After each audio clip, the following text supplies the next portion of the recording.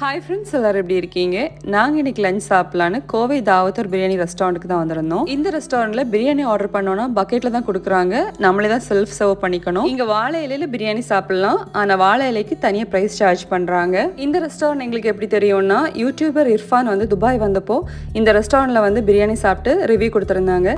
So வந்து நல்லா இருக்கும் அப்படின்னு சொல்லிட்டு தான் இங்கே வந்திருந்தோம். நாங்கள் first time Coimbatore style biryani சாப்பிட்றோம். பயங்கர ஸ்பைசியாக இருந்துச்சு.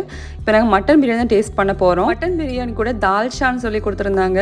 அதில் வந்து முருங்கைக்காய், மாங்காய் அதெல்லாம் போட்டிருந்தாங்க. ஃபர்ஸ்ட் டைம் இன்னைக்கு தான் வந்து டேஸ்ட் பண்ணியிருக்கேன். பிரியாணி கூட துவையல் சர்வ் பண்ணியிருந்தாங்க. இது எங்களுக்கு புதுசாக தான் இருந்துச்சு. மட்டன் பிரியாணி வந்து சீரக சாம்பா ரைஸில் பண்ணியிருந்தாங்க. டேஸ்ட் வைஸ் பார்த்தீங்கன்னா ஓகேயா இருந்துச்சு. ப்ளஸ் வந்து கொஞ்சம் ஸ்பைசியாக இருந்துச்சு. சிக்கன் பிரியாணி வந்து பாஸ்மதி ரைஸில் பண்ணியிருந்தாங்க. ஆனால் மட்டன் பிரியாணி கூட கம்பேர் பண்ணும்போது அந்த அளவு திருப்தியாக இருக்குல்ல. சிக்கன் 65 பிரியாணியும் கிடைக்குது. ஸோ அதுவும் ஆர்டர் பண்ணியிருந்தோம். சிக்கன் 65 செப்பரேட்டாக ஆர்டர் பண்ணியிருந்தோம். நல்லா இருந்து சாப்பிட்றதுக்கு. வீடியோ பிடிச்சா லைக் பண்ணி சப்போர்ட் பண்ணுங்க.